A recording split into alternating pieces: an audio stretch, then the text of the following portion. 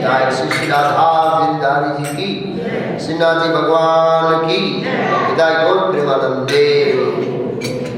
Slide volume कर दीजिए बस। ओम नमो भगवते वासुदेवाय।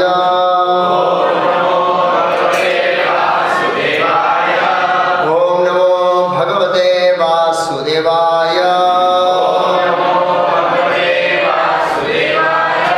ओम नमो भगवते वासुदेवाय। ओम अज्ञानतिमिरान्धस्य ज्ञानाञ्जनशलाकया चक्षुरुन्मीलितं येन तस्मै श्री गुरुवे नमः। नमो विष्णुपादाय कृष्णपृष्ठाय भूतले श्रीमते भक्तिवेदांत स्वामी इति नामिने। नमस्ते सारस्वती देवे गौरवाणी प्रचारणे निर्विशेष शून्यवादी पाश्चात्यदेशतारिणे। श्री कृष्ण चैतन्य प्रभु नित्यानंद श्री अद्वैत गदाधर श्रीवासादि गौर भक्तविंद। हरे कृष्ण कृष्ण कृष्ण हरे हरे राम राम राम हरे हरे कृष्ण। तो आज हूँ सिन्हाजीनी कथा करीश। आपने बधाने प्रश्न थतो हशे कि आपने भागवतों चौथो स्कंद चालतो तो अचानक श्रीनाथजीनी कथा, कोई एवो प्रसंग नहीं, कोई उत्सव नहीं, कोई यात्रा नहीं श्रीनाथजीनी। એવું લાગે છે મને કે ભગવાનની કંઈક પ્રેરણા છે। એક ભક્તને ભગવાને પ્રેરણા આપી કે પ્રભુ આ શ્રીનાથજી ઉપર થોડી કથા કરો। તો એટલે મને લાગ્યું કે હું શ્રીનાથજી ઉપર બે શબ્દ બોલવાનો પ્રયાસ કરીશ। પરમ પૂજ્ય ભક્તિવિકાસ મહારાજ અને ગુજરાતના પ્રમુખ પૂજ્ય જશોમતી નંદન પ્રભુ જે હાલમાં નથી, એમણે બહુ વર્ષો પહેલા બેક ટુ ગોડ હેડમાં શ્રીનાથજી ઉપર આર્ટિકલ લખ્યા હતા। એ આર્ટિકલના આધારે હું આજનું પ્રવચન આપીશ।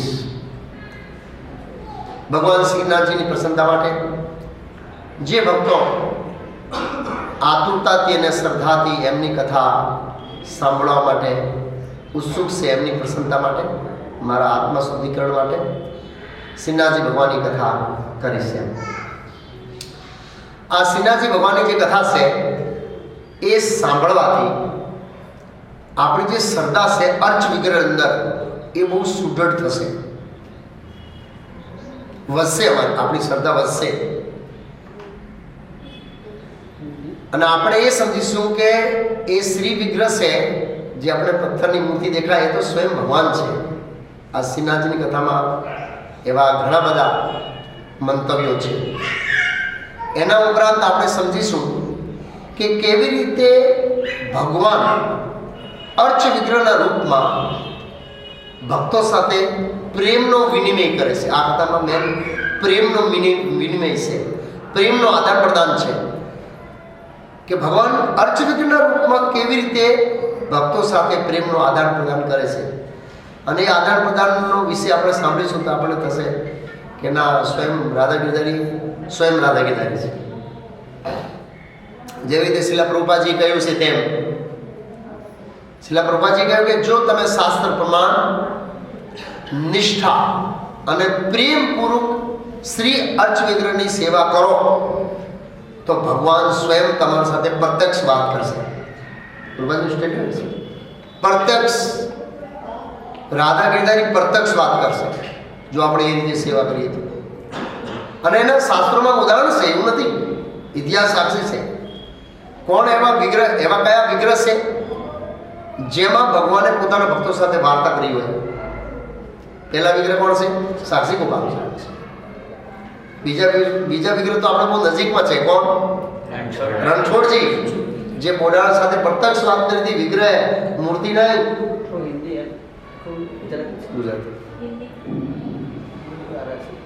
ગુજરાતી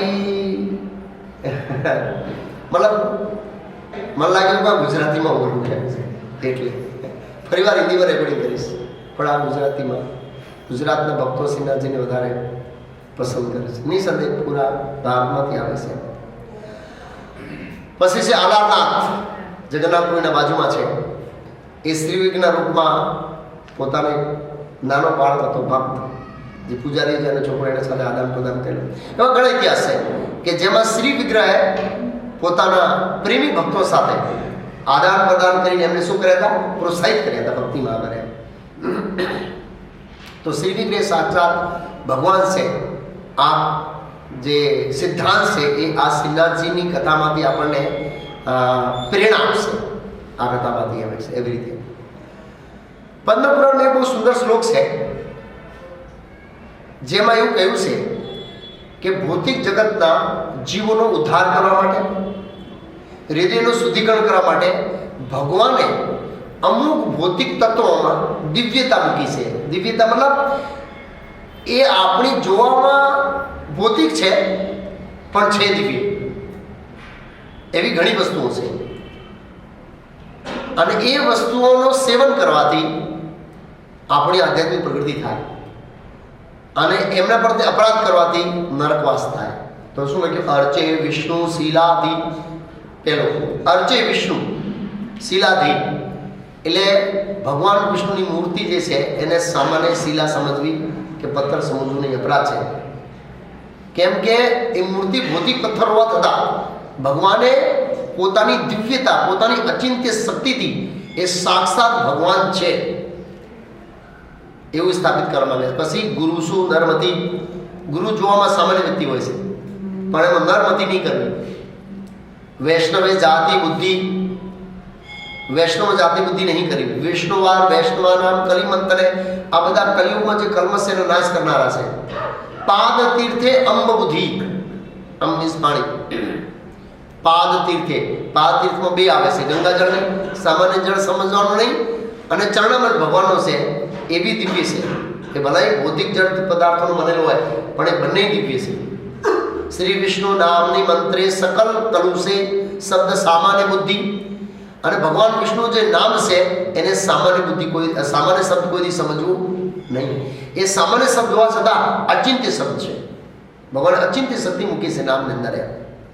વિષ્ણુ સર્વ ઈશ્વર એસે તદિતર સમધીર્ય નારકીસા. આ બધાને આપણે જો સામાન્ય સમજીએ તો નરકની પ્રાપ્તિ થાય.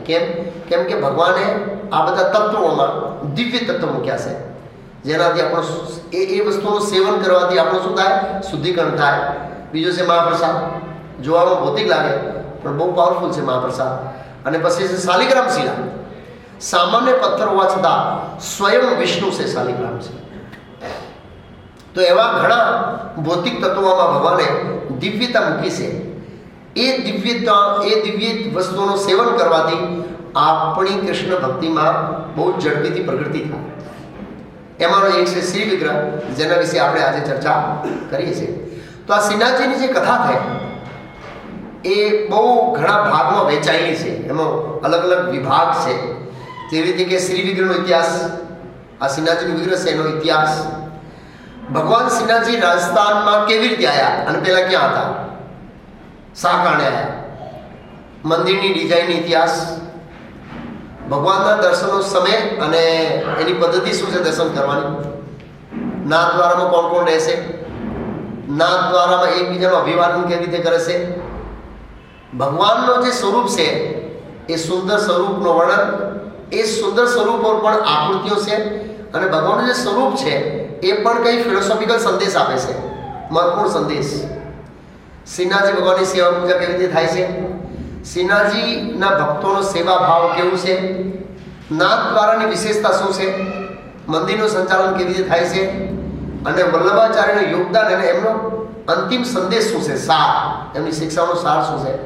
આટલા બધા વિષયો ઉપર આ કથામાં આપણે ચર્ચા કરીશું. તો સૌથી પહેલાં શ્રીનાથ દ્વારા એનો અર્થ શું છે. શ્રીનાથ દ્વારા એટલે શ્રીનાથજી પ્રભુ, શ્રીનાથજી તરફ જવાનો દ્વાર, એટલે ભગવાનને નજીક જવાનું શું છે દ્વાર. શ્રીનાથજી, નાથ મીન્સ સ્વામી, ભગવાન આપણા સ્વામી છે. દ્વાર, શ્રીનાથ દ્વારા, તો નાથ દ્વાર છે ભગવાનને નજીક જવાનું. તો સૌથી પહેલાં આપણે જે ભગવાનનો શ્રી વિગ્રહ છે શ્રીનાથજીનો, એ શ્રી વિગ્રહના ઇતિહાસ વિશે ચર્ચા કરીશું. ઇતિહાસ શું છે એનો, અને નાદ દ્વારા આયા ભગવાન, એને પહેલા એને કોણે પ્રાણ પ્રતિષ્ઠા કરી, ક્યાં કરી, કોને સેવા પૂજા કરી, કોણે મૂર્તિ બનાવી, કોના માર્ગદર્શનો બનાવી ઇત્યાદિ.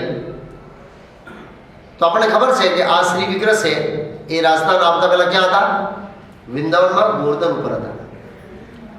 તો યાદ રાખજો કે વૃંદાવનમાં જેટલા બી શ્રી વિગ્રહો છે, મોટા ભાગના શ્રી વિગ્રહોએ વ્રજના ભગવાન કૃષ્ણ પોતાના પ્રત્યક્ષ માર્ગદર્શનમાં યા પરોક્ષ માર્ગદર્શનમાં બનાવવા આવ્યા હતા અને એની પ્રાણ પ્રતિષ્ઠા એમના દ્વારા કરવામાં આવી હતી.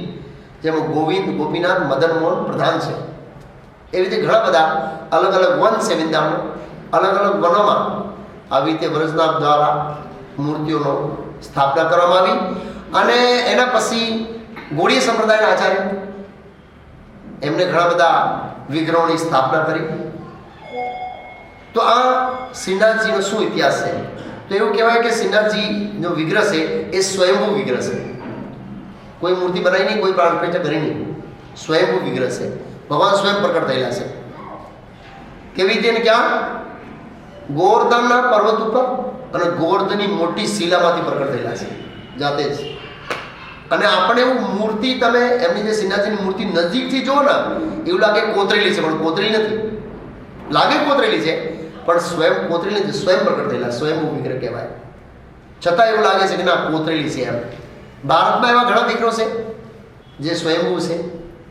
હાલમાં દ્વારકામાં જે વિગ્રહ છે સ્વયંભૂ છે. હાલમાં એમને કોઈ બનાવ્યા નથી.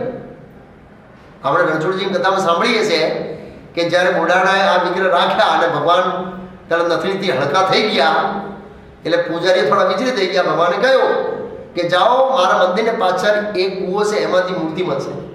એનો મતલબ શું? કોઈ બનાવી નહીં, એ ભગવાન સ્વયં પ્રગટ થયા એ મૂર્તિનો. અત્યારે દ્વારકાના શ્રી વિગ્રહ સ્વયંભૂ છે. પછી શ્રીરંગમમાં રંગનાથ સ્વયં પ્રગટ થયેલા છે. પછી ઉડુપીમાં ઉડુપી કૃષ્ણ સ્વયં પ્રગટ થયેલા છે. વૃંદાવનમાં રાધારમણ નિસંદેહ શાલિગ્રામ શિલામાંથી પ્રગટ થયેલા, પણ સ્વયં પ્રગટ થયેલા. એ કોઈ મૂર્તિ રૂપ નહીં આપ્યું રાધારમણ. એવા ઘણા વિગ્રહો છે જે સ્વયંભૂ છે. એમાંના એક કોણ છે? શ્રીનાથજી છે. એ સ્વયં પ્રગટ થયેલા. કોઈએ એમને બનાવ્યા નથી, કોઈના માર્ગદર્શનમાં બન્યા નથી અને ગોવર્ધન શિલામાંથી પ્રગટ થયેલા છે. તો ભગવાન શ્રી કૃષ્ણ આ રાજસ્થાન મેવાડ એરિયામાં આવતા પહેલા યા લઈ આવ્યા પહેલા ગોવર્ધન પર્વત ઉપર એમની સેવા થતી હતી. પણ મુગલોના આક્રમણથી, મુસ્લિમોના આક્રમણથી ભગવાને એક ગુફામાં સંતાડી દીધા પૂજારી. અને ધીરે ધીરે એ ગુફા બંધ થઈ ગઈ કે ભગવાનના વિગ્રહ ત્યાંથી શું થઈ ગયા? મતલબ પૂજા સેવા બંધ થઈ ગઈ એ ગુફામાં. અને પછી કોઈ જતો નહોતો, ધીરે ધીરે ગુફા ઢંકાઈ ગઈ. તો ચૈતન્ય ચરિતામૃતમાં કથા આવે છે આના સંબંધિત. ચૈતન્ય મહાપ્રભુના ગુરુના ગુરુ, ચૈતન્ય મહાપ્રભુના ગુરુ કોણ છે? ઈશ્વર ગુરુ. ઈશ્વર ગુરુના ગુરુ કોણ છે? મહાદેન્દ્ર ગુરુ. એમને એ શ્રીનાથજીના વિગ્રહને ફરીથી પાછી સ્થાપના કરી. કોના ઉપર? ગોવર્ધન ઉપર. ત્યારે એ વિગ્રહ કયા નામથી વિખ્યાત હતો? કોઈને ખબર છે? ગોપાલ. શ્રી ગોપાલના નામથી એક વિખ્યાત હતા. તો એ કથા આ પ્રમાણે છે કે માધવેન્દ્રપુરી બંગાળથી ફરતા ફરતા એકવાર વૃંદાવન ગયા. વૃંદાવન ગયા અને ગોવર્ધનની તળેટીમાં બેઠા હતા. સાંજના સમય હતો. માધવેન્દ્રપુરીનો એક નિયમ હતો, કોઈ દિવસ ભિક્ષા માંગવાની નહીં. ભિક્ષા માંગવાની નહીં, સામેથી જે કૃષ્ણ મોકલે એ ખાવાનો, એ એમનો નિયમ હતો. બહુ ઊંચો નિયમ છે. અઘરો છે નિયમ, પણ જે આવા નિયમ પાડે એને જ ભગવાન મળે. આપણે કરીશું તો ભૂખા મારીશું. આપણે તો માગેલું સારું પ્રસાદ. તો આ મહાદેવપુર આવો નિયમ હતો એટલે એમને માગીએ ને ત્યાં સુધીમાં સાંજ પડવાનું થઈ જાય. એક સુંદર છોકરો એક વાસણમાં દૂધ ભરીને આવ્યો અને લો મહારાજ તમે દૂધ પી લો અને થોડી વાર પછી હું ગાયો ચરાવું છું બાજુમાં, આ વાસણ ખાલી કરી રાખો, હું પછી આવું છું. દૂધ પી લીધો, આયા જ નહીં, પેલો બાળક આવ્યો જ નહીં, આવ્યો જ નહીં, આવ્યો જ નહીં, આવ્યો જ નહીં. સાંજ પડી ગઈ અને થાકેલા હતા એટલે સૂઈ ગયા. સૂઈ ગયા તો એ જ બાળકે સપનામાં આવી અને કહ્યું કે હું ગોપાલ છું અને બાજુને આ પર્વતની ગુફામાં મને સંતાડી દીધો છે ભક્તોએ. મને બહુ તાપ લાગે છે, મને બહુ ગરમી લાગે છે, મારો મંદિર બનાવો મારા માટે, મને બહાર કાઢો, મારે પાછી મંદિરમાં મારી સ્થાપના કરો અને મારા માટે ભવ્ય ઉત્સવ કરો, એવું આદેશ એમને સપનામાં આપ્યો. અને પછી જાગ્યા અને સવારે વ્રજવાસીઓના મદદથી માધવેન્દ્રપુરીએ એમને જે બાજુ ગુફાનો સંકેત મળ્યો હતો એ ગુફાને બધું ખોદી તેમાંથી આ શ્રીનાથજી જે ગોપાલ તરીકે ત્યાં વૃંદાવનમાં વિખ્યાત હતા એમને ત્યાંથી કાઢ્યા અને ગોવર્ધન ઉપર સુંદર મંદિર બનાવ્યો. એની અંદર શું કર્યા? સ્થાપિત કર્યા અને બહુ મોટો ઉત્સવ કર્યો. શું કર્યો? બહુ મોટો ઉત્સવ. વ્રજની અંદર સૌથી મોટો ઉત્સવ. એમાં ચૈતન્ય ચરિત્રમાં એવું લખ્યું, એટલા બધા ભોગ આઈટમો લગાવવામાં આવી, ઓહો, જેની કોઈ કલ્પના ના કરી શકે એમ. અને ભગવાને કહ્યું, એ માધવેન્દ્રપુરી, આ ઉત્સવમાં કે મારા આજુબાજુમાં કોઈ પણ જીવ ભૂખ્યો રહેવું જોઈએ, બધા જીવોને, મને પ્રાણી માત્રને પ્રસાદ મળવું જોઈએ. અને એમાં લખ્યું છે, મનુષ્યની વાત તો છોડો, પાપીઓની વાત તો છોડો, પ્રાણીઓને પણ પ્રસાદ વિતરણ કરવામાં આવતું. એવી રીતે પછી શું થયું? પછી ભગવાન શ્રીનાથજી ગોપાલના રૂપમાં સ્વરૂપમાં હતા ત્યારે કહ્યું કે હું કેટલા સમયથી ગુફામાં હતો ને અને પથ્થર તપતા હતા, એટલે બહુ ગરમી લાગે છે મને, એમ શરીરમાં ગરમી ભરાઈ ગઈ છે, એટલે જાઓ મલ્લ પર્વતો પર જાઓ અને મારા માટે ચંદન લઈ આવો, તમે ચંદન લગાવો તો મને ઠંડક વળશે. એટલે પછી માધવેન્દ્રપુરી ચાલીને ગયા.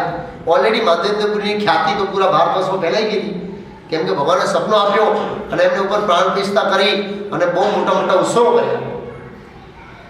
એ જગન્નાથપુરી સુધી પહોંચ્યા અને જગન્નાથપુરીના પંડાઓએ કહ્યું કે ભાઈ તમારે મલ્લે પર્વત જવાની જરૂર, હવે જો બહુ ચંદન છે, હવે તમને માણસો પીએ, તમે એને લઈને જાઓ. એટલે રિટેનમાં આવતા હતા જગન્નાથપુરીથી પાછા. રસ્તાની અંદર ખીરચોર ગોપીનાથ એક જગ્યા આવે છે. શું આવે છે?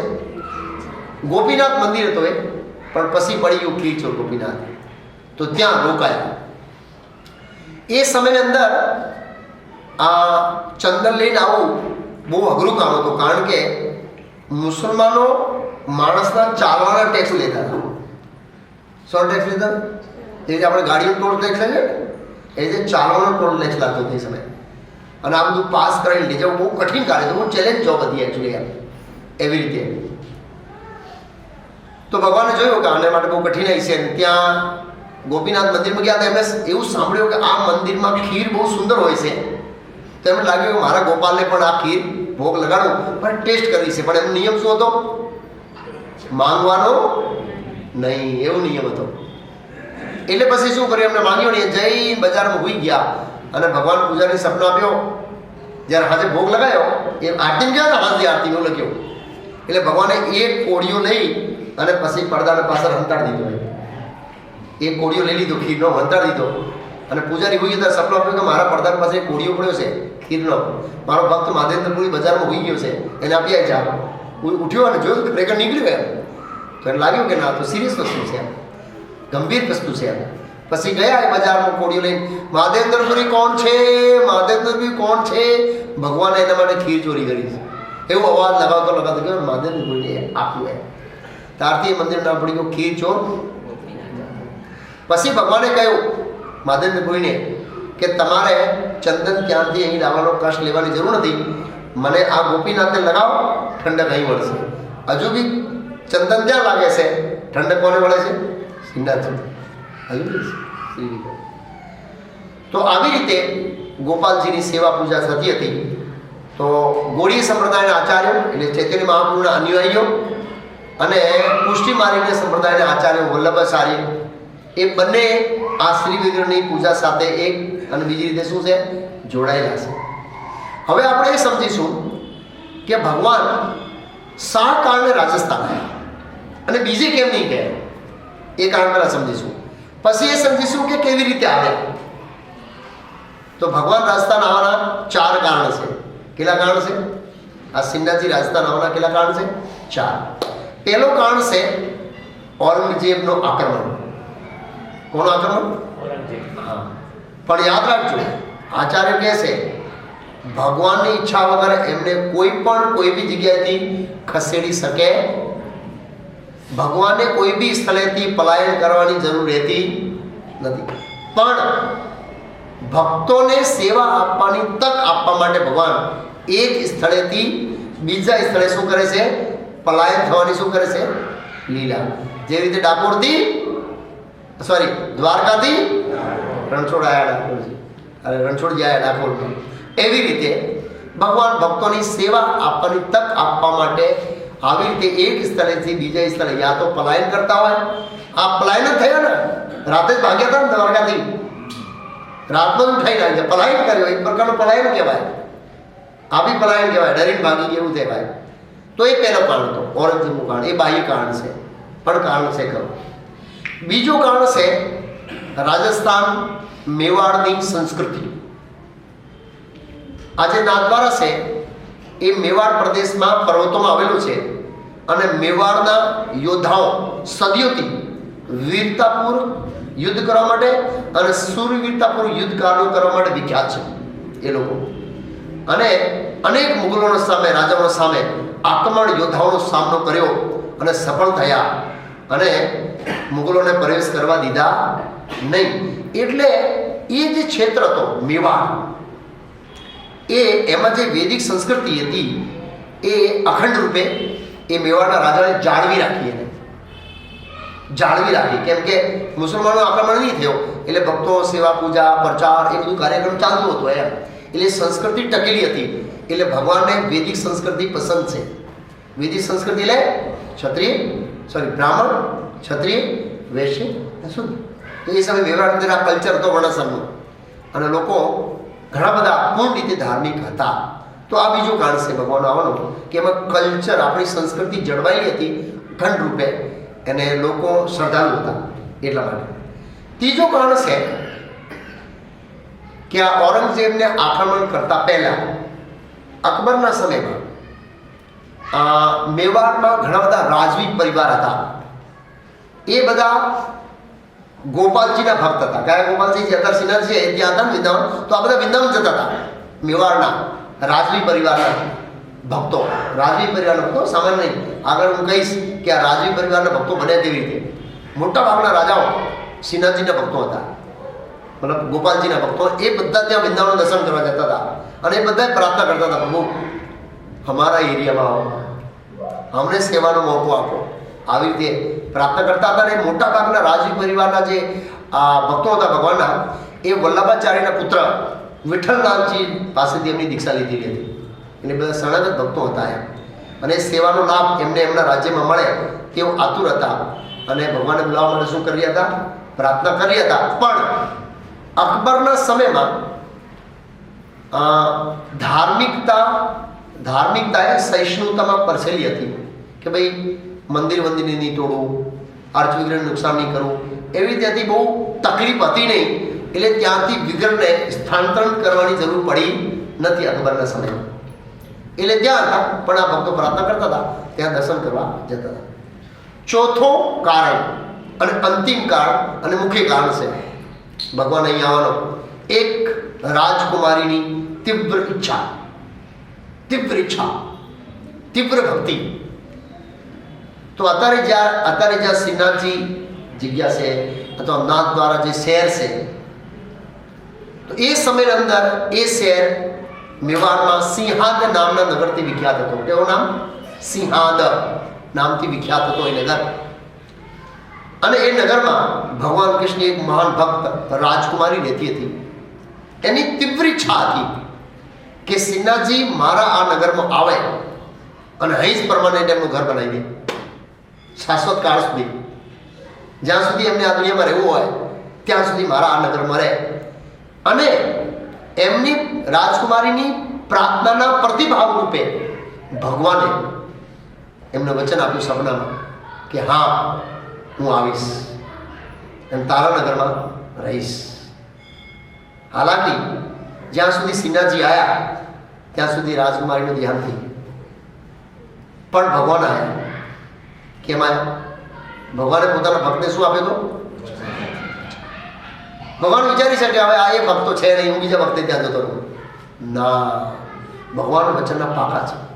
રાજકુમારી નથી, પણ રાજકુમારીને આપેલું વચન છે કે હું તારા નગરમાં રહીશ. શ્રીનાથજી ભગવાન હજુ બી ત્યાં છે. વિચાર કરો, એક રાજકુમારીની પ્રાર્થનાના રૂપે, તીવ્ર ભક્તિના રૂપે. તો અહીં આપણે જોઈ શકીએ છીએ કે ભગવાન કેવી રીતે ભક્તોના સાથે શું કરે છે? આદાન પ્રદાન, અને એમને આપણું વચન પાળે છે ભગવાન. અને હજુ સુધી ભગવાન ત્યાં છે. વિચાર કરો કેટલો પ્રેમ ભાવ હશે ભગવાનનો એ રાજકુમારી પર, અને રાજકુમારીનો પ્રેમ ભાવ કેટલો હશે ભગવાન ઉપર. એ રાજકુમારી નથી ત્યાં, ગતિ રહી.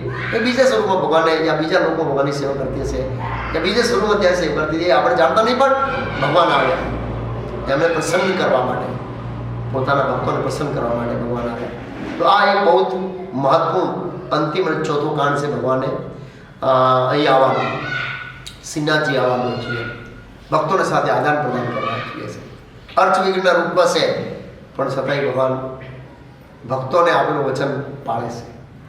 હવે આપણે સમજીશું કે ભગવાન આ શ્રીનાથજી જે ગોવર્ધન પર્વત ઉપર ગોપાલજીના રૂપમાં વિખ્યાત હતા, એ રાજસ્થાન કેવી રીતે આવ્યા? તો અકબરના સમયમાં તો એટલી બધી સમસ્યા ન હતી પૂજા કરવા ઇત્યાદિમાં, પણ અકબરના ગયા પછી 53 વર્ષ પછી, 53 યર પછી, અકબરના રાજ્યકાળના 53 વર્ષ પછી ઔરંગઝેબ, જે એકદમ મતલબ ખડ્ડૂસ, કટ્ટરવાદ અને ધાર્મિક મંદિરોને નાશ કરનારો વ્યક્તિ હતો, મલેચ્છ, એને શું કર્યો? વૃંદાવનમાં આવેલા બધા મંદિરોને ધીરે ધીરે શું કરવા લાગ્યો? નાશ કરવા લાગ્યો. અને ગોવર્ધન પર્વત, આ તો ગોવર્ધન ઉપર હતા, વૃંદાવનથી કાપી દૂર હતા, અને ગોવર્ધન પર્વત ઉપર પણ, ગોવર્ધન એરિયામાં પણ એને ભય ઉપજાવી કાઢ્યો. શું ઉપજાવી કાઢ્યો? ભય. જ્યારે ભક્તોએ જાણ્યું કે મુગલની સેના ગોવર્ધન પર્વત ઉપર આક્રમણ કરવા આવી રહી છે, એ જોઈને બધા ભક્તો ગમે તેમ કરીને આક્રમણકારીઓનો સંપર્ક કર્યો. અને ભક્તોએ પહેલાના જે મુગલના બાદશાહ થઈ ગયા, અકબર ઇત્યાદિ, એ લોકોએ ઘણા મંદિરમાં ભેટ સોગાદ આપી હતી, અલગ અલગ પદ આપ્યા હતા, આદર કર્યો હતો. એ બધાનો વર્ણન એ લોકોએ કર્યો, અને એ બધું અલગ અલગ રીતે વર્ણન કરી એને સેનાપતિને મનાવી લીધો. સેનાપતિને મનાવી લીધો કે હું મંદિર પર આક્રમણ નહીં કરું, એવી રીતે મનાવી લીધો.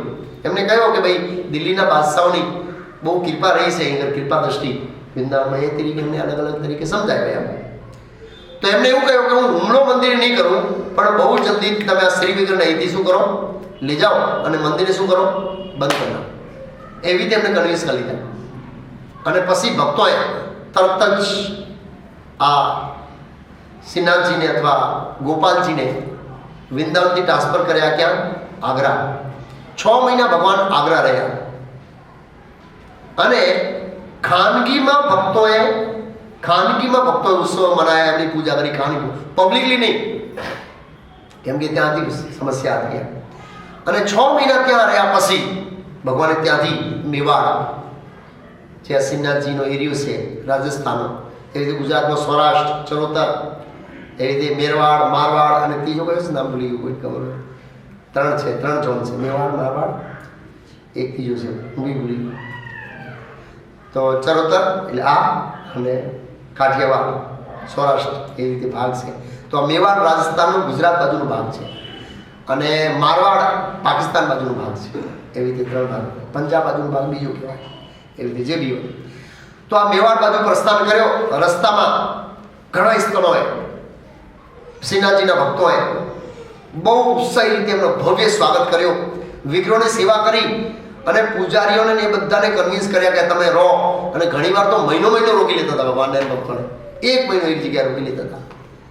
એમ કરતાં કરતાં આગ્રાથી શ્રીનાથજી પહોંચતા 32 મહિના થયા, 12 × 36, એટલે ઓલમોસ્ટ કેટલા વર્ષ થયા?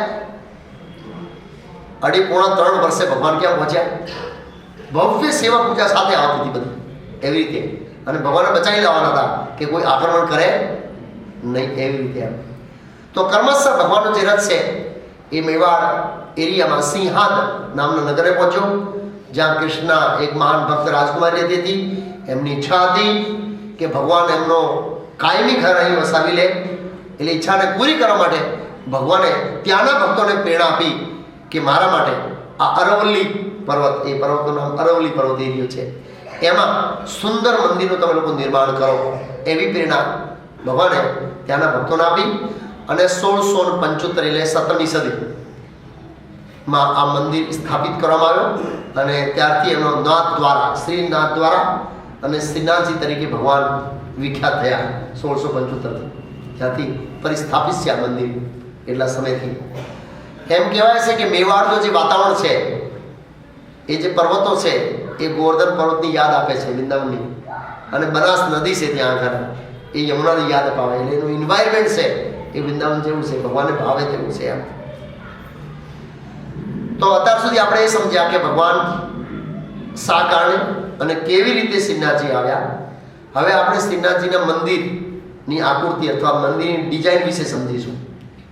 ડિઝાઇન એક વિશેષ ડિઝાઇન છે શ્રીનાથજીના મંદિરની. આપણે શ્રીનાથજીના મંદિરની રૂપરેખા આપણે જોઈએ તો ભારતના બીજા મંદિરોની રૂપરેખા કરતો એક અનોખી તરી આવે છે, એક અલગ પડી જાય છે. મોટા ભાગના જે મંદિરો છે ભારતના, એ વિશાળ આકર્ષક ઘુમટ અથવા શિખર હોય છે. શિખરબંધ મંદિર કહેવાય, શિખરબંધ મંદિર હોય છે. પરંતુ શ્રીનાથજીનું મંદિર છે એમાં શિખરો નહીં હોતા બહુ, જો તમે. અને શ્રીનાથજી એટલે પુષ્ટિ મારી અને વલ્લભાચાર્યના અનુયાયીના જે પૂજાના સ્થાનો છે એ વધારે પડતા ઘર જેવા હોય છે. કેમ, શું કારણ છે? અને તેને સોના તરીકે ઓળખાય, હવેલી તરીકે ઓળખાય. કોના તરીકે ઓળખાય? હવેલી તરીકે ઓળખાય. આ ઘરો એવું કેમ બનાવવામાં આવ્યો? કેમ કે આ ઘરો કૃષ્ણના પિતા નંદ મહારાજના ઘર હોય એમ સૂચિત કરવા માટે નિર્માણ કરવામાં આવ્યા છે. એટલે નંદ મહારાજને ઘરે કૃષ્ણ ભગવાન રહે એવું ભાવ ઉપજાવે. તેથી આ મંદિરો છે એને નંદ ભવન, નંદાલય અથવા હવેલી, નંદાલય મીન્સ નંદ મહારાજનું ઘર, એ રૂપે ઓળખાય છે. શિખરબંધ મંદિરો એમના વલ્લભાચાર્યના અને એમના અનુયાયીના હોતા નથી એવું જોવા આવ્યું છે. હા, નંદાલય. હા, ખબર છે. અને ખબર ના પડે કે મંદિર છે, ઘર જેવું છે. આમ બહારથી હવેલી જેવું છે પણ છતાંય ઘર જેવું છે. તો એ ભાવ ઉત્પન્ન કરવા માટે નંદાલયમાં કૃષ્ણ ભગવાન નંદ મહારાજને ઘરે રહે, એક અલગ ભાવ છે એમ. એવી રીતે તો પણ મંદિર ઉપર કળશ હોય છે, ભગવાન વિષ્ણુ સુદર્શન ચક્ર હોય છે અને 7 ધજાઓ હોય છે. કેટલી ધજાઓ છે? 7 ધજાઓ. એ મંદિરને સુઘોષિત કરે છે. અને શ્રીનાથજીમાં આ ધજાઓ અને આમને રક્ષા કરવા માટે કબૂતર ઇત્યાદિ ના બેસે, એમાં 24 કલાક સિક્યુરિટી લાગેલી હોય. કેટલા કલાક? 24 કલાક ધ્યાન રાખવા બેઠા હોય. કબૂતરો ના બેઠે, ઉપર ધ્યાન રાખવાની સેવા છે એટલી છે. અને આપણે જોઈ શકીએ મંદિરની અંદર ઘણા બધા કોઠાર, કોઠાર એટલે કક્ષ, કક્ષ એટલે કમરા, શુદ્ધ ગુજરાતીમાં કક્ષ અને કોઠાર કહેવાય. ઘણા બધા કોઠારો આવેલા છે. એ કોઠારોમાં ભગવાનના વસ્ત્રો, આભૂષણો ઇત્યાદિ રાખવામાં આવે. અને એક્ઝેક્ટ મંદિરની સામે જે કોઠાર આવેલો છે શ્રી કૃષ્ણ ભંડાર તરીકે કહેવામાં આવે છે. શ્રી કૃષ્ણ ભંડાર તરીકે.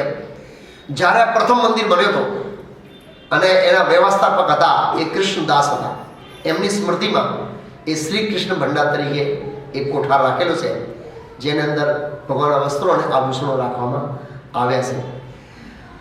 અને આ જે કક્ષ છે એમાં તિજોરી છે અને મંદિરની આવક અને જાવકનો હિસાબ રહેશે એમાં. એ મંદિરના જે વિગ્રહ છે એના સામે જ છે એટલી. અને ત્યાં પણ સોનો, ચાંદી, મોતી, કેસર અને કિંમતી વસ્ત્રો આ જ કક્ષમાં રાખવામાં આવશે, સામેવાળા કક્ષમાં. જે કૃષ્ણદાસ જ્યારે મંદિર બનાવ્યો ત્યારથી એની સ્મૃતિમાં છે. અને બીજા ઘણા બધા કક્ષો છે. એક કક્ષમાં ફૂલ, ખાલી ફૂલ ફૂલે. બીજા કક્ષમાં દરજી કામ માટે, જ્યાં ભગવાનના વસ્ત્રો સીવવામાં આવે છે એમ. અને એક બીજો કક્ષ હોય જેમાં અંદર બધા વાસણો હોય છે વધારે. અને એક કક્ષ છે એનું નામ છે ગુલાબ કક્ષ. કેવો કક્ષ? જેમાં ખાલી ગુલાબ જળ અને ગુલાબનો અંતર જ બને, અંદર જ બનાવે. ગુલાબ જળ બનાવે અને ગુલાબનો અંતર બનાવે. ગુલાબ કક્ષ છે, બીજું કશું નહીં. પછી એક કક્ષ પુસ્તકાલય, વૈદિક સાહિત્ય જે વલ્લભાચાર્ય દ્વારા રચિત છે. બીજો કક્ષ એક શાકભાજીનો, શાકભાજી અમે કહેતા ને આપણે એક કોથળા ભરેલા હતા, મોટા મોટા કોથળા, કેટલું શાકભાજી છે. પછી એક કક્ષ ખાલી દૂધનો, એક મલાઈનો, એક માખણનો, એક મિશ્રીનો. આવા અલગ અલગ કક્ષો છે અંદર. બહુ મોટી જગ્યા છે એવું. અને એ કક્ષમાં અનાજ દળવામાં આવે છે. હજુ પણ એ અનાજ બળદથી દળે છે. બળદ ભર્યા કરે અને ઘંટી ચાલ્યા કરે, બળદ ભર્યા કરે, ઘંટી ચાલ્યા કરે.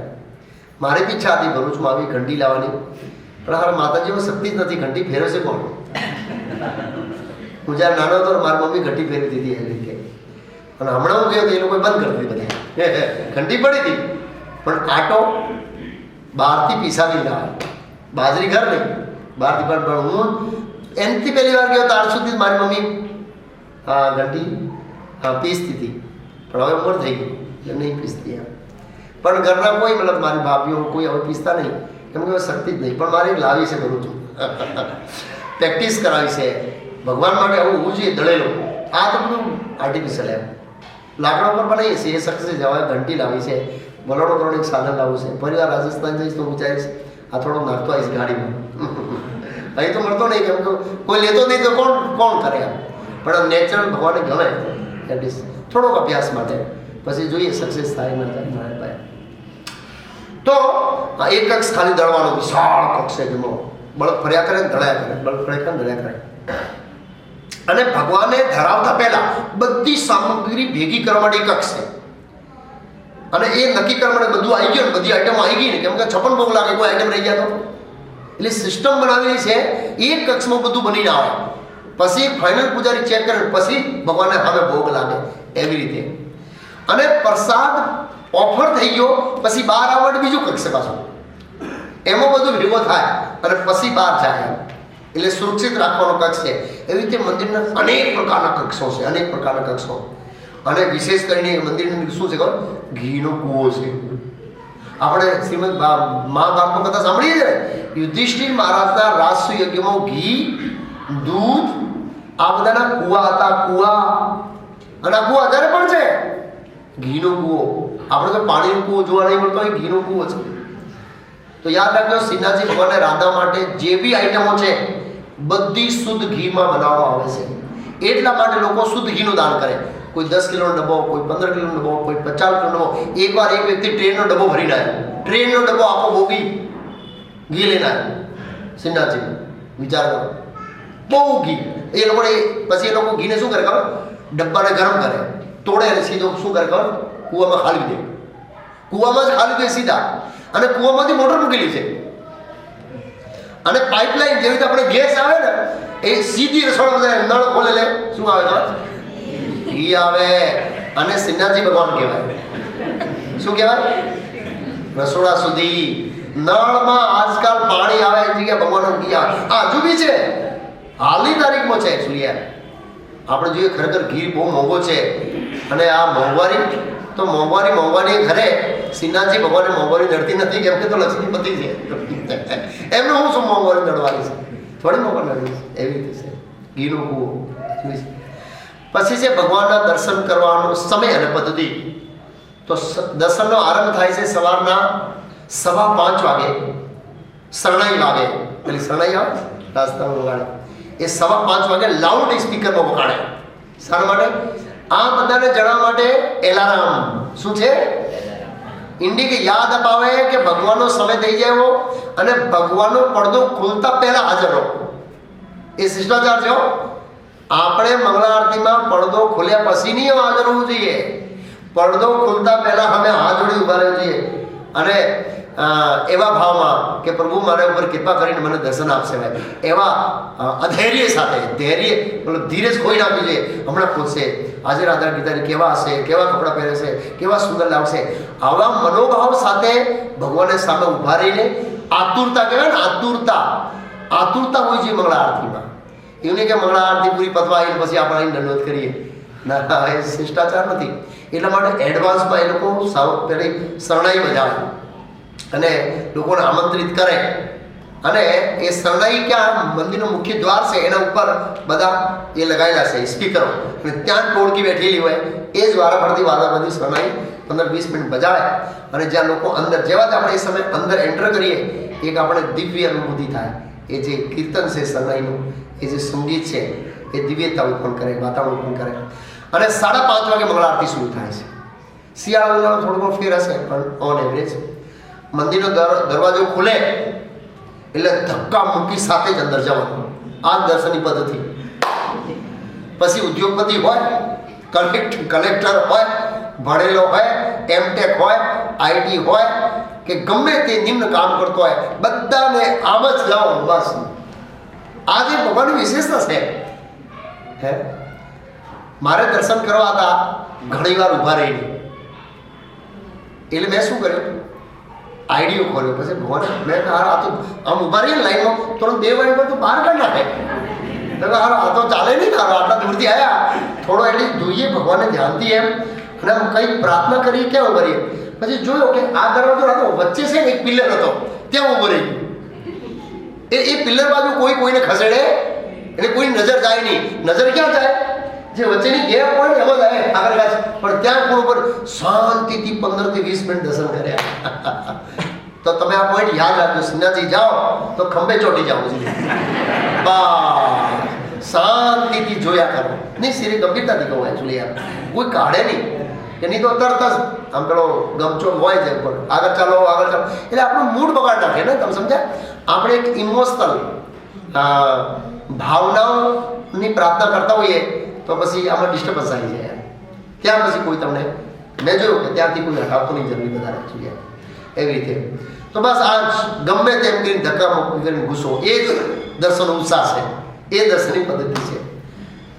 આગળ આવે છે દ્વારકામાં, શ્રીનાથજીમાં કોણ કોણ રહેશે.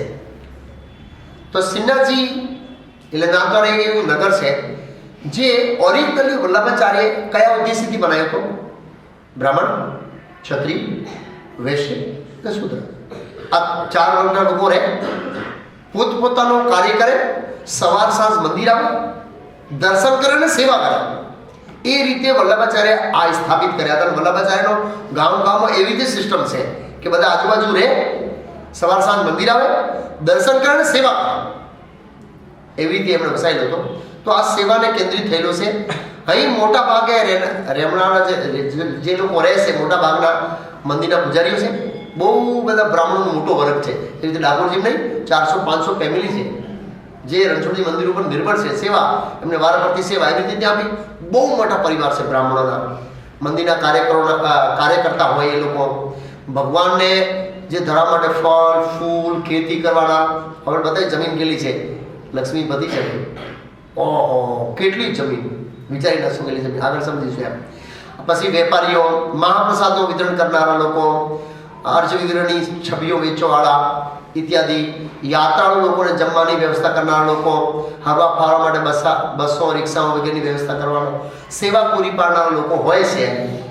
પણ એક અને બીજી રીતે બધા કનેક્ટિંગ છે. સોનાથી શ્રીનાથજી ભગવાનથી જોડાયેલા છે, મતલબ એમથી. તો એવા બધા લોકો ત્યાં રહેતા હોય છે. અથવા આપણે શ્રીનાથજી જઈએ તો કેવી રીતે લોકો આપણું અભિનંદન કરે? શું કરે? અભિનંદન અથવા અભિવાદન. જય શ્રી કૃષ્ણ, ઈષ્ટાંગર છે કે વલ્લભાચાર્યના સંપ્રદાય આપણે હરે કૃષ્ણ બોલીએ, એવી રીતે વલ્લભાચાર્યના સંપ્રદાય શું બોલે? જય શ્રી કૃષ્ણ. શ્રી કૃષ્ણ જય, આપણે હરે કૃષ્ણ એટલે શ્રી કૃષ્ણ એક જ છે આ. અને ઘણી વાર અને આ જય શ્રી કૃષ્ણ દરેક ઘણી જગ્યાએ લખેલું હોય છે શ્રીનાથજીમાં. શ્રી કૃષ્ણ શરણમ એ વલ્લભાચાર્યનો જાપ મંત્ર છે. લોકો શ્રી કૃષ્ણ શરણ લેવાનું ઇત્યાદિ વલ્લભ સંપ્રદાયનો એમ કે પુકારતા હોય છે. અને આપણે ઇસ્કોન વાળા જોઈએ લોકો બધા હરે કૃષ્ણ બોલતા હોય, કેમ કે ઘણા ભક્તો આપણે ઇસ્કોનને ત્યાં જતા હોય છે. એવી રીતે હવે આપણે ભગવાન શ્રીનાથજીનું જે સ્વરૂપ છે એ સ્વરૂપની અંદર પણ બહુ મોટો ફિલોસોફિકલ મેસેજ છે. બહુ મોટો ફિલોસોફિકલ મેસેજ છે. આવું સ્વરૂપ કેમ? જનરલી કૃષ્ણ આમ જ હોય છે, ખબર છે? એક હાથ ઊંચો છે, એક આમ મુઠ્ઠી બંધ કરી અહીં કમરમાં લગાવી લે છે, જો તમે, અને આંખ નીચે છે. તો એ શું સંદેશ આપે છે? તો હાથ ઊંચો કરીને સંદેશ આપે છે, ગિરધારી હું તમને રક્ષણ આપીશ. શું આપીશ? અને એમને બતાવ્યો પ્રત્યક્ષ દાખલો, ગિરિરાજને ધારણ કરી અને બ્રિજવાસીઓને શું આપ્યો? રક્ષણ. તો ભગવાન બતાવવા માંગે હું તમને રક્ષણ આપીશ, બીજું કોઈ તમને રક્ષણ નહીં આપે. એ મેસેજ આપવા માંગે છે. આ દુનિયામાં હું જ રક્ષણ આપીશ. હવે હાથ આ મુઠ્ઠી બંધ કેમ રાખી છે? એ ખબર છે? શુદ્ધ ભક્તિ. શું ભક્તિ? મુઠ્ઠી બંધ છે. ભગવાન કે હું મુઠ્ઠી ક્યારે ખોલીશ ખબર છે? નેક્સ્ટ સ્ટેપ બતાવું. આ મુઠ્ઠી બંધ આમ રાખી છે અને આંખો નજર શું રાખી છે?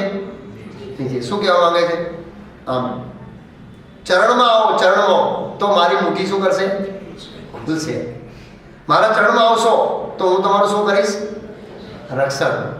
આ રક્ષણ અને મુઠ્ઠી બે એટલે ભગવાન ઇન્ડિકેશન આપે. નીચે એટલે નજર નીચે રાખી દેવાની.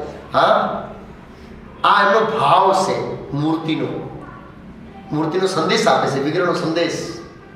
શરણાગતિ, શુદ્ધ ભક્તિ અને શરણાગતિ, રક્ષણ, શુદ્ધ ભક્તિ અને મારા શરણે આવો, એવી રીતે સંદેશ આપે છે.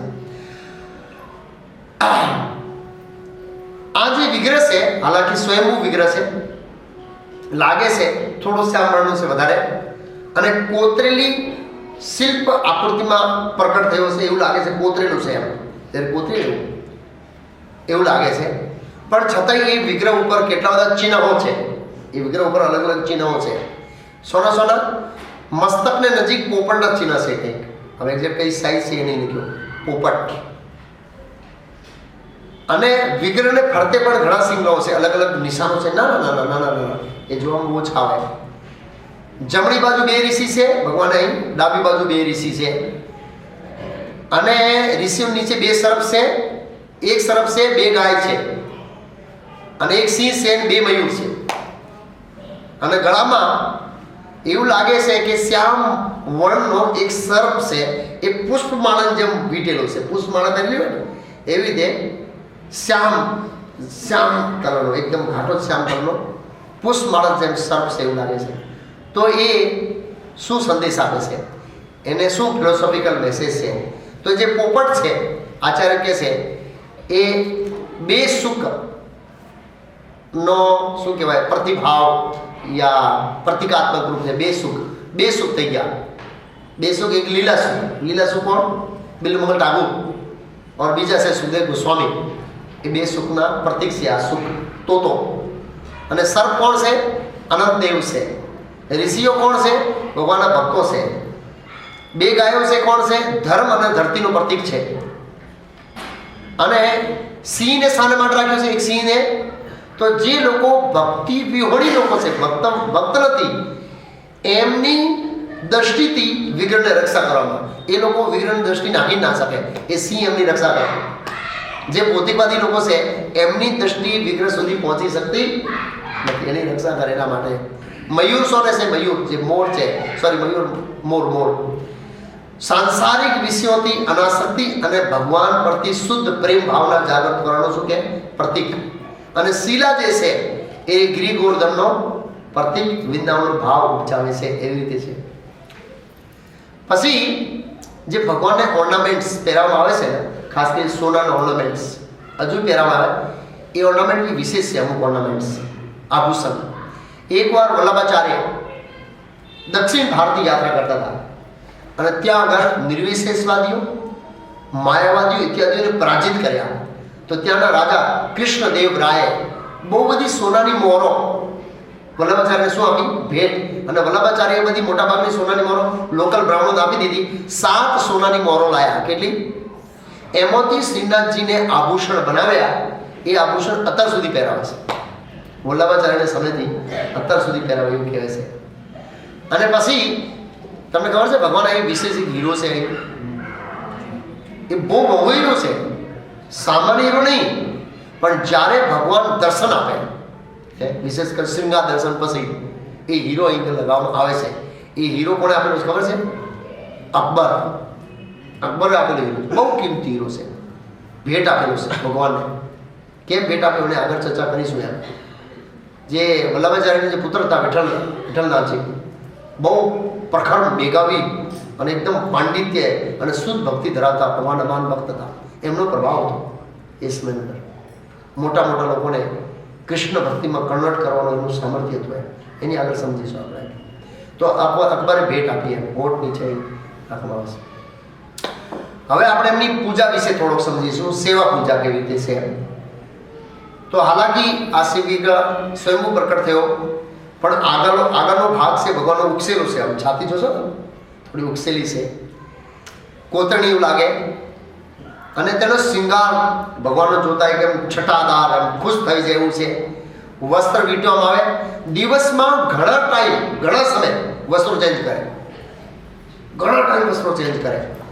અને જેવી રાજસ્થાનમાં પણ એક એવો ભાગ છે જે ઉનાળામાં વધારે ગરમી પડે, આ મેવાડ, અને શિયાળામાં વધારે ઠંડી પડે. અલગ અલગ ભાગમાં એવું છે, ગુજરાતમાં એવું છે એમ. તો એવી રીતે ઠંડીની અંદર એકદમ ગરમ કપડાં પહેરવામાં આવે ભગવાન, ઠંડી ના લાગે. ખાલી સવારે મંગળ આરતીમાં આટલો દર્શન હોય, એકદમ સારું ઢાળી રહે.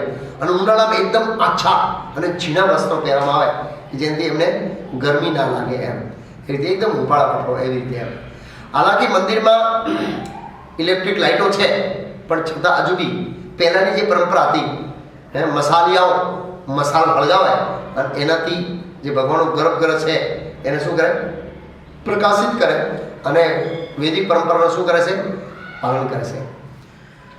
વિઠ્ઠલનાથજી જે વલ્લભાચાર્યના 2 પુત્રોમાંના એક હતા, એ પુષ્ટિ માર્ગમાં ભક્તિની કળા, સંગીત, સંસ્કારની એકદમ વિપુલતા લાવ્યા, મહાનતા લાવ્યા.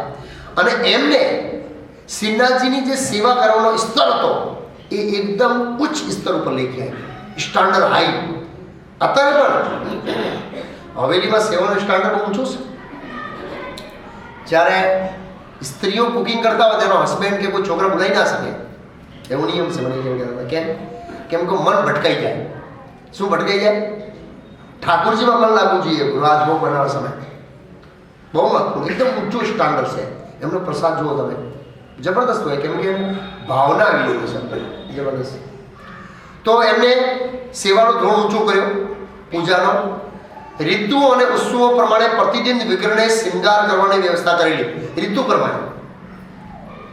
અને ઋતુ પ્રમાણે બધા પરિવર્તનો કરતા, ઋતુ પ્રમાણે વસ્ત્રો અને વિવિધ રાગ અને કાવ્યો દ્વારા સ્તુતિ. ઋતુ પ્રમાણે, સમય પ્રમાણે. હવાનો રાગ અલગ છે, બપોરનો રાગ અલગ છે, સાંજનો રાગ અલગ છે. આગળ આવશે અષ્ટપ્રહર છે, અષ્ટપ્રહરમાં અષ્ટ રાગ નીકળે. આપણે તો રાગ કીર્તન ગાતા હોય તો હવાનો મંગળ આરતી ટૂન હાજે ગાતા હોય, હાજ ટૂન હવારે ગાતા હોય. સારું નથી, ભગવાન પસંદ નહીં થાય, નહીં ગાવું જોઈએ. ભક્તોના ટોન જાણવું જોઈએ. હવાનો કયો ટોન છે, બપોરનો કયો ટોન છે, હાલનો કયો ટોન છે. એકવાર એવું થયું, બ્રહ્મવેદ પુરાણમાં કથા આવે છે કે નારજી એકવાર વીણો વગાડતા વગાડતા ઉત્સાહમાં જતા હતા તો આગળ જોઈએ બધા લોકો આમ થઈ ગયા. એ ભાઈ આ શું છે? તો આવું કેમ થયા તમે?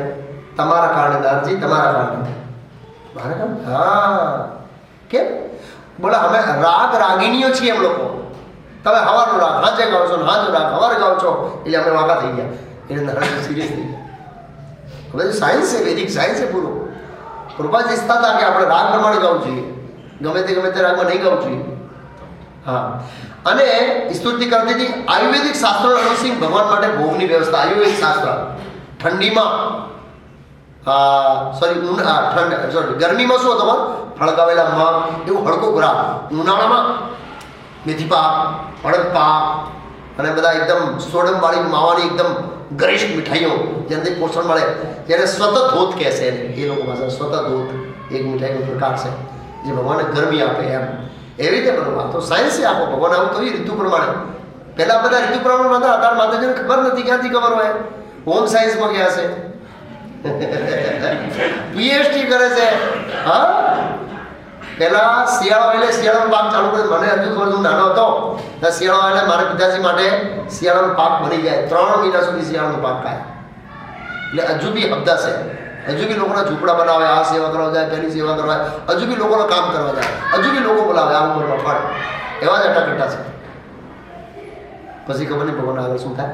પણ કહેવાનો મતલબ છે કે આવું ખોરાક હતો. માતાજીને ખબર હતી શિયાળામાં આ ના ખવાય, ઉનાળામાં આ ના ખવાય, સવારે આ ના ખવાય. અત્યારે કશું જ ખબર નહીં ભાઈ.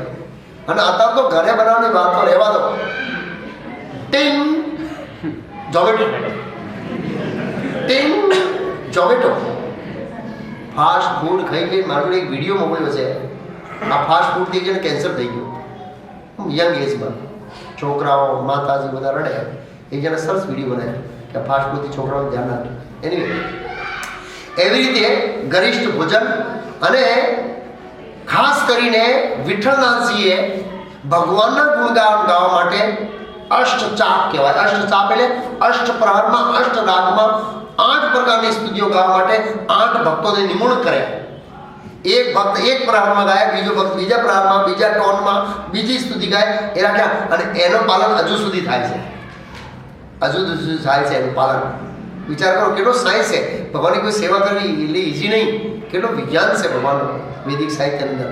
એવી રીતે ગુણગાન ગાય. અને ઓલમોસ્ટ દર મહિને ઉત્સવ ચાલતો હોય છે, નાનો મોટો. એવું લિસ્ટ બનાવ્યું છે. હું એનું વર્ણન નહીં કરીશ કારણ કે શું છે, લાંબો થઈ છે લેક્ચર ઉત્સવનો. પણ પ્રધાન ઉત્સવ કયો છે? ગોવર્ધન પૂજા. વિશાળ ઉત્સવ થાય, વિશાળ. કલ્પના ના કરી શકે એવો ઉત્સવ થાય છે. પછી છે કે જે વેંકુટનો ભાવ છે, આધ્યાત્મિક જગતનો મનોભાવ છે, એ નાદ દ્વારામાં વ્યક્ત થાય છે. આધ્યાત્મિક જગતનો મનોભાવ શું છે? સેવા ભાવ. કયો ભાવ? સેવા ભાવ. તો શ્રીનાથજીમાં શ્રી વિગ્રહની સેવા કરવાનો જે મનોભાવ છે નાદ દ્વારામાં, એ એક અદ્ભુત લક્ષણ છે. વલ્લભાચાર્યે એવી વ્યવસ્થા કરી કે સવાર સાંજ લોકો આવે, મંદિરે દર્શન કરે અને સેવામાં લાગી જાય યથાશક્તિ. જેને જે સમય મળે બધા નગરના લોકો આવે અને સેવા કરે. અને હાલમાં પણ મોટા ભાગના મંદિરમાં જે સેવાઓ છે, નોકરો નથી. નોકરોનો ભાવ નહીં હોતો. બધા કેવા છે ખબર છે? વોલેન્ટિયર, સેવકો દ્વારા સેવા થાય. એટલે પૂર્વ સમયમાં ઇસ્કોનમાં હાલાકી બહુ ઓછા વોચમેનને નોકરી પર રાખતા હશે. હવે ધીરે ધીરે આપણે ઇસ્કોનનો નોકર રાખવાનું ચાલુ કરી દીધા. કારણ શું છે? આપણે સેવા નહીં કરતા. કેમ સેવા નહીં કરતા? નોકરીનો સમય વધી ગયો. કેમ નોકરીનો સમય વધી ગયો? જીવન બહુ ઊંચા થઈ ગયા એટલે પૈસા જોઈએ. જીવન થોડું શું થઈ ગયું? ઊંચો. સિમ્પલ લિવિંગ હાઈ થિંકિંગ જગ્યાએ હાઈ લિવિંગ સિમ્પલ થિંકિંગ થઈ ગયું. એટલે આપણે જો સમય નથી. મતલબ મારો એવો વિચાર છે, મારા માર્ગદર્શનમાં જ્યાં બી હું જોઉં છું, મારું એવું પ્લાનિંગ છે કે પગારદાર કોઈ હોય જ નહીં. બધા વોલેન્ટરી સેવા કરવી છે. અને લોકો કરે, પ્રયાસ કરીએ તો કરે. ઘણા એવા છે, ભગવાન મેળવી આપે.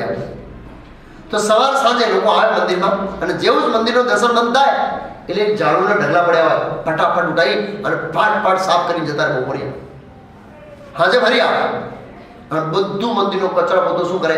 સાફ કરી નાખે. તરત જ બધા લાગી જાય. એ બધા કર્મચારીઓ નથી, વોલેન્ટરી સેવકો છે જે આજુબાજુ રહેતા હોય છે. તો એ ભક્તિના સેવના મનોભાવથી કરે. ત્યાં આગળ બીજી બધી ઘણી સેવાઓ હોય છે. શાક સુધારવાની સેવા હોય છે, ફૂલમાળા ગૂંથવાની હોય છે, દહીં વલોવાની હોય છે. એવી ઘણી સેવા હોય છે. આપણે બધું કરી શકીએ. અને અહીં એવું કહેવાય છે કે મોટા મોટા કુટુંબ, મોટા મોટા અમીર પરિવાર મુંબઈ, દિલ્હી, રાજસ્થાનના આવે અને એ બધા એકદમ નોકર ચાકરની જે મંદિરમાં સેવા કરે.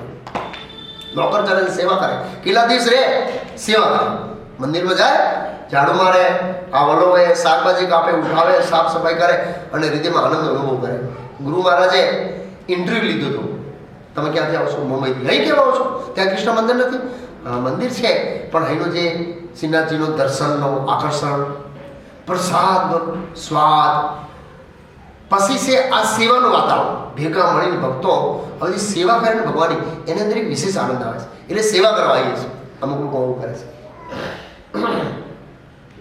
તો સેવા ભાવ આ બહુ અગત્યનો છે. ભક્તોએ સેવા કરવી જોઈએ યથાશક્તિ. જ્યાં સુધી બને ત્યાં સુધી નોકરો નહીં હોવા જોઈએ.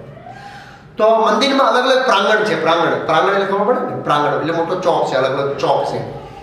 બધા પ્રાંગણોમાં અલગ અલગ કામ ચાલતા હોય, કાર્ય ચાલતા હોય. અમુક પ્રાંગણમાં શાકભાજી સુધરતી હોય, અમુકમાં પંડિતો બેસીને વૈદિક શાસ્ત્રનો અધ્યયન કરતા હોય છે, અમુક પ્રાંગણનું કીર્તન ચાલતું હોય ભગવાનનું વાદ્ય યંત્ર સાથે.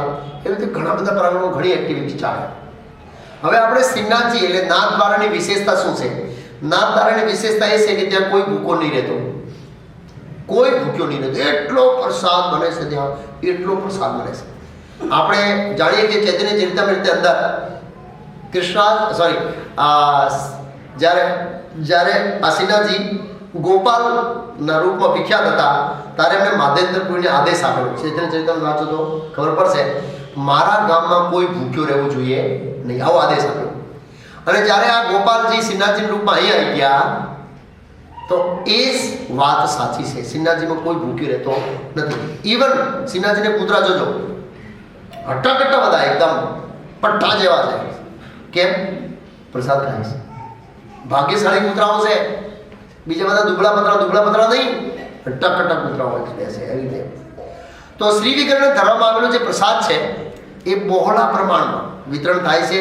પ્રસાદનો અમુક ભાગ સેવકોને મંદિરના કર્મચારીને આપે. પૈસા નહીં આપતા, ખબર છે? મંદિરમાં જે સેવા આપે ફૂલ ટાઈમ સવારથી એને પ્રસાદ આપે ને, એ પ્રસાદ શું કરે ખબર? વેચે. એમાંથી એનો ચલાવે. અને બીજો વિદ્વાન ચંદ્રપુર છે, એકવાર લગભગ મને લાગે ત્યાં ગુરુ મહારાજ મોકલ્યા હતા સિસ્ટમ જાણવા. हम लोग रिसर्च करता था कि મંદિરમાં ગ્રસ્તોને ફૂલ ટાઈમ લેવા હોય તો મહારાજ કહ્યું મારે પગાર આપવાની ઈચ્છા નહીં, તો કેવી રીતે રહેવાય? આ બધા ટ્રેડિશનલ જે ટેમ્પલ છે એને ચેકિંગ કરો તમે. એટલે એમણે ચેકિંગ કર્યા. તેમાં દાળ ચોખાની વસ્તુ આપે, પૈસા નહીં, અને પ્રસાદ આપે. એમાંથી નાની મોટી ખર્ચી એમને નીકળે. આવી સિસ્ટમ હતી. તો એવી રીતે પ્રસાદ વેચે. પૂજા રહે છે મંદિરના બહારની બાજુ ઘણી બધી દુકાનો છે, ત્યાંથી આપણે પ્રસાદ ખરીદી શકીએ. ભગવાનનો ઓફર કરેલો હોય.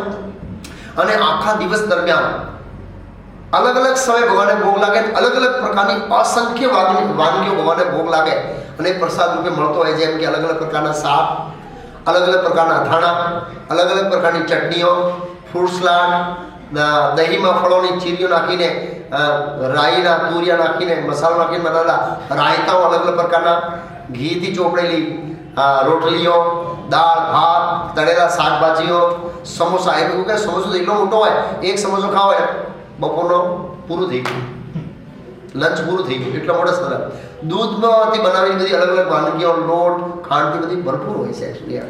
એવી રીતે આખા દિવસો પ્રસાદ મળતો હોય છે. એવી રીતે હવે છે મંદિરનું સંચાલન કેવી રીતે થાય, જે મંદિરની મેનેજમેન્ટ કેવી રીતે થાય. તો મંદિરના મેનેજમેન્ટના મુખ્ય સંચાલક છે એ છે વલ્લભાચાર્યના જે પ્રધાન આચાર્ય છે, જેને તિલકાયત કહે છે. એ લોકોને શું કહે છે? પોસ્ટને તિલકાયત. આપણે પ્રેસિડેન્ટ કહીએ તિલકાયત, જીબીસી કહીએ ને, એ લોકો તિલકાયત કહે છે એને. એ લોકો છે તેઓ મંદિરના સર્વોપરી અધિકારી છે. જે રીતે આપણે ઇસ્કોન જીબીસી અધિકારી છે એવી રીતે એ અધિકારી. અને પછી વરિષ્ઠ ભક્તોની એક કમિટી હોય અને એ લોકો ઉપરના આચાર્યો માર્ગદર્શન આપે અને એમની મદદ લઈને બધું નિર્ણય લે અને આગળનું કામકાજ ચાલે અને ખર્ચની મંજૂરી ઇત્યાદિ આપે. મંદિરમાં મહિનાનો લાખો રૂપિયા ખર્ચો છે અને મંદિરની આવક ખર્ચ કરતાં વધારે છે. આવક વધારે છે, ખર્ચ ઓછો છે અને કરોડો રૂપિયા ડિપોઝિટ કરેલી છે ઠાકોરજી માટે, બહુ બધી. અને વર્તમાન સમયમાં રાજસ્થાન સરકાર એનો સુપરવિઝન કરે છે. આટલી મોટી રકમ, આટલી મોટી પ્રોપર્ટીનું ઇસ્યુ ના થાય એટલા માટે. પણ આચાર્યો, સેવા પૂજાનો સ્ટાન્ડર્ડ અને રોજિંદાના કાર્યો છે એ ડે ટુ ડે લાઈફની અંદર એ બધા આચાર્યો છે ભક્તોને. મંદિરની મિલકતમાં 829 દુકાન અને બિલ્ડિંગ છે. કેટલી? 829 દુકાનો અને બિલ્ડિંગો છે જે ભાડાથી આપેલી છે અને એની આવકથી મંદિરમાં ચલાવવાની એવી સિસ્ટમ. અમે ભરું છું મંદિરમાં મારા ઘર દુકાન બનાવીશ, દુકાન નહીં બનાવી. મારા ઘરના વૈદિક સિસ્ટમ છે. આવી રીતે દુકાનોને આવકથી શું ચાલે? આપણે મંદિર ચાલે. વૈદિક સિસ્ટમ છે, બધી ઘણી જગ્યાએ છે માણસ એવી રીતે. પછી 6000 એકર એટલે 12000 વીઘા જમીન છે ગોચર સાથે. કેટલી જમીન? વિદ્યાનગર આણંદ આવીએ ને, આપણો શ્રીનાથજીનો જ છે, કિંગ ઓફ ધ કિંગ. આ બધી બિલ્ડિંગો કે એમની જ છે ભાઈ. ટોટલી 12000 વીઘા જમીન કોને કહેવાય? હે પછી એક ગૌશાળા છે જેમાં 500 ગાય છે. હવે તો વધી ગઈ છે, ગ્રુપમાં તે ટાઈમ આર્ટિકલ કીધું 500 ગાય. કેટલી ગાય? 500 ગાયમાં એક ગાય વિશેષ છે, એક કે બે ગાય. જ્યારે ભગવાન વૃંદાવનથી અહીં આવ્યા ત્યારે ઓરિજિનલ ગાય મતલબ વર્ષની ઓરિજિનલ ગાય, એનો જે વંશ છે એ શ્રીનાથજી માટે દૂધ પીવડાવવા માટે ત્યાંથી લઈ આવ્યા હતા. એનો વંશ પેઢી દર પેઢી હજુ બી ચાલુ છે. એનો દૂધ ખાલી શ્રીનાથજી ભગવાનને ભોગ લગાવવા માટે, એ સ્પેશિયલ શ્રીનાથજીની ગાય. બીજી જે ગાયો છે એના દૂધમાંથી મીઠાઈઓ બને, પણ ભગવાનના ભોગ લગાવવા માટે જે વૃષની ગાય આવી હતી, ઓરિજિનલ ગાય, એનો દૂધ કૃષ્ણ પીવે છે, ઓરિજિનલ ગાય. હવે આપણે સમજીશું કે વલ્લભાચાર્યનું યોગદાન શું છે અને એમનો ઉપદેશ તો સાર શું છે. વલ્લભાચાર્ય જે સંપ્રદાયને પ્રસારિત કર્યો છે એને પુષ્ટિ માર્ગ કહેવાય છે. પુષ્ટિ માર્ગ, પુષ્ટિનો અર્થ છે પોષણ. પોષણ, ભક્તિને પોષણ કરવાનો માર્ગ એટલે પુષ્ટિ માર્ગ કહેવામાં આવે છે. અને નાથદ્વારામાં ભક્તો ભગવાનનું પોષણ કરે છે અને ભગવાન, વિશેષ ભગવાન પોતાના ભક્તોને પ્રેમનું પોષણ કરે છે. શોનું પોષણ કરે છે? પ્રેમનો આધાર પ્રદાન કરે છે. તો વલ્લભાચાર્યની કૃપા વગર આપણે એમને શ્રીનાથજીની વિશે સમજી ના શકીએ, ભાગ્ય સમજી શકીએ. એમને પશ્ચિમ ભારતમાં બહુ બધા લાખો લોકોને કૃષ્ણ ભાવનાના આચરણ કરતા કર્યા. વલ્લભાચાર્ય અને એમના પુત્ર રાજાઓને ભક્ત બનવા માટે વિખ્યાત હતા. મોટા મોટા રાજાઓને ભક્ત બનાવતા હતા. અને ખાસ કરીને મેવાડના રાજા ઉદયસિંહનો એમને ધર્માંતરણ કર્યો કે રાજસ્થાનનો મેવાડનો મોટા ભાગના રાજવી પરિવાર શ્રીનાથજીના ભક્ત બન્યા. બધા રાજવી પરિવાર, જે રાજવી પરિવાર હતા મોટા ભાગના ભક્ત બની ગયા પુષ્ટિ માર્ગ. અને વિઠ્ઠલનાથજી અકબરને, શહેનશાહ અકબરને પ્રચાર કર્યો અને એનાથી પ્રભાવિત થયો. એમની વિદ્વત્તાથી, એમની ભક્તિથી, એમની સમર્પણથી. તો એમને બી ઘણી બધી આ 6000 વીઘા જમીન છે, અમુક જમીન એને આપી ભગવાન વરદાનમાં. હા, વક્ફ બોર્ડ વાળા ખબર પડી જાય તો આવી જશે. લોકોને ખબર નહીં વક્ફ બોર્ડ શું છે, પણ જે જાણે છે એને કહું છું. એના કાગબર આપી છે, લાવો અમારી છે. એની વલ્લભાચાર્યનો ઉપદેશ, શું ઉપદેશ? એક શાસ્ત્ર, ગીતા અને ભાગવત, એ આપણા પ્રધાન શાસ્ત્રો છે. અને સુબોધી નામની એમની ટીકા છે કોમેન્ટરી ભાગવત પર. પરમેશ્વર એક, કૃષ્ણ, મહામંત્ર એક, શ્રી કૃષ્ણ નામ, અને સૌથી સર્વશ્રેષ્ઠ કર્મ કૃષ્ણની સેવા. સોની સેવા? તો વલ્લભાચાર્ય જે સગુણ ભક્તિ, ભગવાનના સ્વરૂપની ભક્તિ, એ અને ચૈતન્ય મહાપ્રભુની ભક્તિ મળતા આવે છે. આપણે ગીતા ભાગવત, કૃષ્ણની સેવા અને કૃષ્ણ હરે કૃષ્ણ મહામંત્ર મંત્ર. થોડો વલ્લભાચાર્યનો ઘરમાં એકાંતમાં જપ, અર્ચ વિગ્રહની પૂજા અને એમને ગાન, મતલબ ભજનોનો વધારે પડે તેને થોડો આપેલો છે. વલ્લભાચાર્ય તેમને અનુયાયીને ખાસ કરીને ઉપદેશ આપ્યો કે હંમેશા શું રહો? વિનમ્ર. ચૈતન્ય મહાપ્રભુ આપણે શું કહ્યું? તિનાદપી સુની છે ને તરોરી સહિષ્ણુના અમાનીના માનવીર કીર્તને સદા. અને હંમેશા શ્રી કૃષ્ણ ઉપર આશ્રિત રહો. આ એમનો સાર છે. સોનો ઉપદેશનો? નમ્ર રહો અને કૃષ્ણ ઉપર આશ્રિત રહો. અને તેમને કહ્યું ભગવાન કૃષ્ણની કૃપા પ્રાપ્ત કરવાનો એક માર્ગ છે. શું છે? એક જ ચાવી છે, નમ્રતા. જશોમતીનંદ પ્રભુએ કહ્યું કે પ્રભુપાદજી એક હાર પહેરી ગયા હતા ને એક હારમાં એક લોકેટ હતો. લોકેટ, હા, એ લોકેટ શું તમારે? તિનાદપી સુની છે ને તરોરી સહિષ્ણુ અમાનીને અમાન કીર્તન. એટલે પ્રભુપાદજી સક્સેસ ગયા. તો આ નમ્રતા ભગવાનને પસંદ છે. તો એવી રીતે આ શ્રીનાથજીની સુંદર કથા છે. આશા છે શ્રીનાથજીના ભક્તો અથવા જેને શ્રીનાથજીની શ્રદ્ધા છે એ સાંભળશે, મને આશીર્વાદ આપશે. તો મારી પણ શ્રીનાથજીમાં શ્રદ્ધા વધશે, શ્રી વિગ્રહના રૂપમાં કથા શ્રદ્ધા વધશે અને કૃષ્ણ ભક્તિમાં હું પ્રગતિ કરી શકીશ. શ્રીનાથજી ભગવાન કી જય, ગિરિરાજ ગોવર્ધન કી જય, ગિરિરાજ કી જય, શ્રી શ્રી રાધા गिरधारी जी की जय, निताय गौर प्रेमानंदे. હવે એક વિડીયો છે